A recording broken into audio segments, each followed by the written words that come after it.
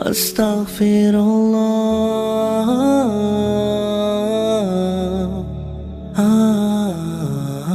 بسم اللہ الرحمن الرحیم۔ 12 ربیع الاول، پاک نبی محمد پاک صلی اللہ علیہ وسلم کی اس کے اندر پیدائش ہے۔ اب ربیع الاول میں بہت سارے بیانات ہوتے ہیں اور کریں گے ربیع الاول میں بھی، اس کے علاوہ مہینوں میں بھی پاک نبی کی شان اور ان کی نعت شریف پڑھیں گے۔ یہ ہماری ذمہ داری ہے، نعت سنت ہے، لیکن ہم ایسا کام اس میں نہ کریں کہ اللہ ناراض ہو جائے، پاک نبی محمد پاک صلی اللہ علیہ وسلم کی شریعت کی مخالفت ہو، ایسا کام ہم نہ کریں۔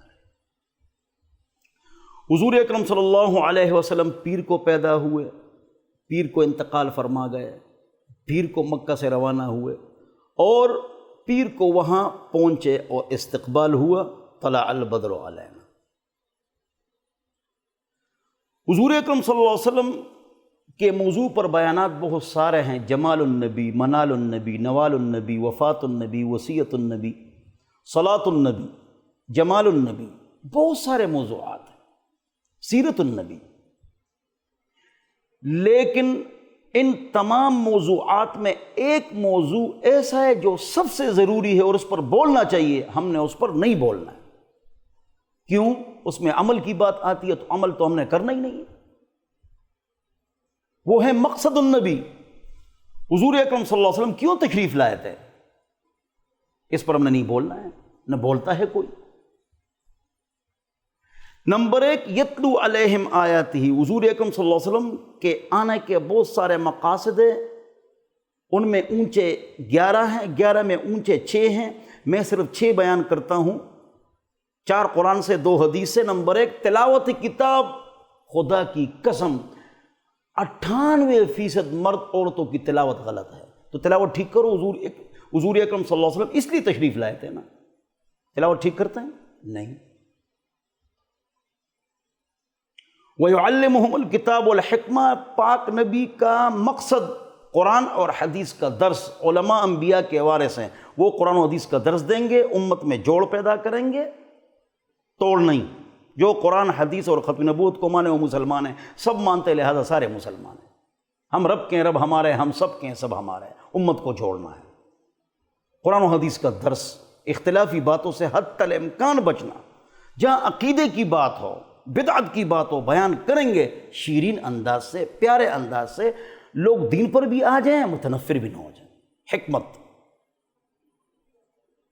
نبی علیہ السلام کے آنے کا چوتھا مقصد، وَيُزَكِّيهِمْ، دلوں کی صفائی۔ اس میں بغض، حسد، کینہ، بدگمانی لوگوں کے اوپر ہے، میرے دل میں بھی ہے، ہر ایک کے دل میں یہ چیز ہوتی ہے، جو کہے میرے دل میں نہیں ہے جھوٹ بول رہا ہے، اس کو دبانا ہے۔ محبت، صبر، شکر، عاجزی، انکساری، ہر ایک پر اچھا گمان، اس کو اجاگر کرنا ہے۔ ہم چاہتے ہیں ہماری کوئی غیبت نہ کرے، کوئی کرے ہم کو غصہ آتا ہے لیکن خود کرتے ہیں۔ ہم چاہتے ہیں لوگ ہماری عزت کریں لیکن ہم کسی کی عزت نہیں کرتے ہیں۔ لوگ مجھے اچھی نگاہ سے دیکھیں لیکن خود لوگوں کو ذلیل سمجھتے ہیں، یہ اچھی بات نہیں۔ حضور اکرم صلی اللہ علیہ وسلم کے آنے کا 5واں مقصد، بعثت لأتمم مکارم الاخلاق، لوگ با اخلاق بن جائیں۔ اخلاق، ایٹیکیٹس،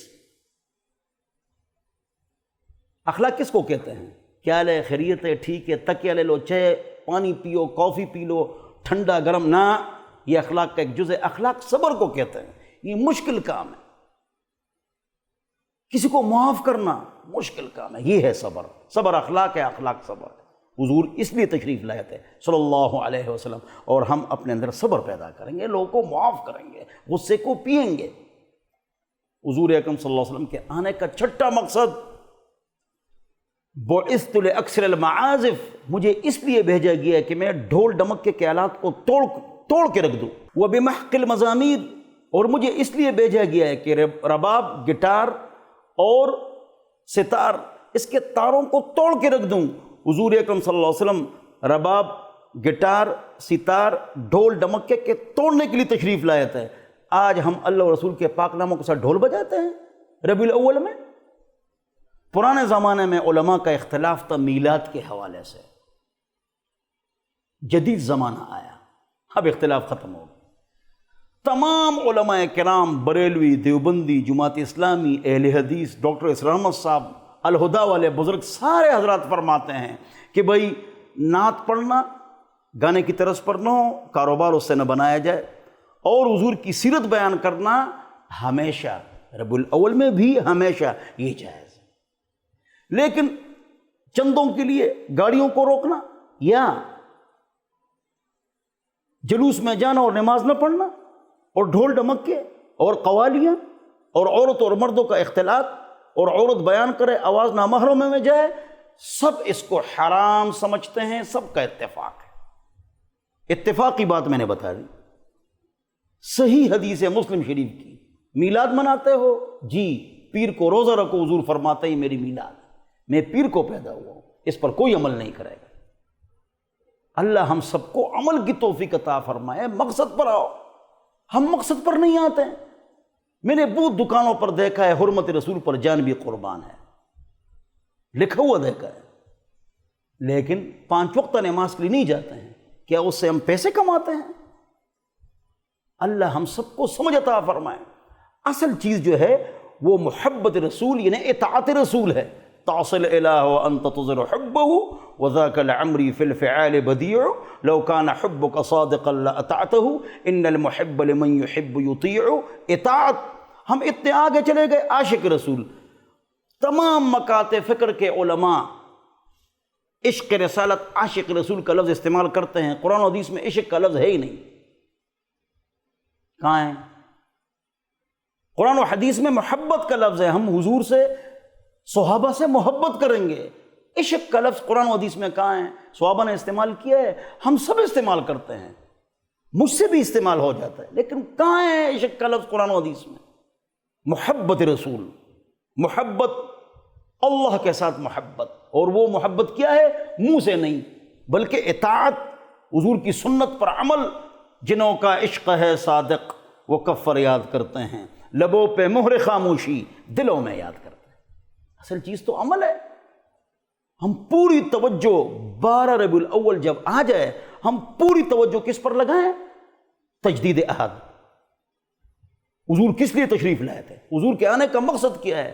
حضور اکرم صلی اللہ علیہ وسلم فرماتے ہیں کہ میرے آنے کا مقصد کیا ہے، اس پر ہم بات ہی نہیں کرتے۔ اور مولانا اشرف علی تھانوی رحمہ اللہ فرماتے ہیں کہ حضور اکرم صلی اللہ علیہ وسلم 12 ربیع الاول کو پیدا ہیں۔ 8 اور 9 کا بھی قول ہے۔ حضرت مولانا احمد رضا خان صاحب،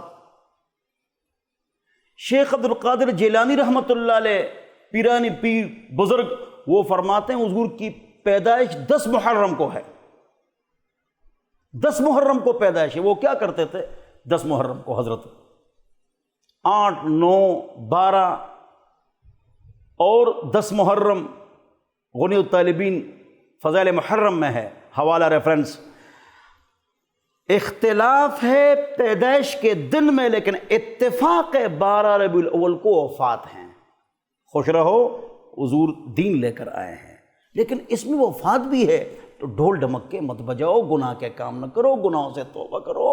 اللہ ہم سب کو حضور اکرم صلی اللہ علیہ وسلم کے ساتھ محبت نصیب فرمائے اور ان کے طریقوں پر چلنے کی توفیق نصیب فرمائے۔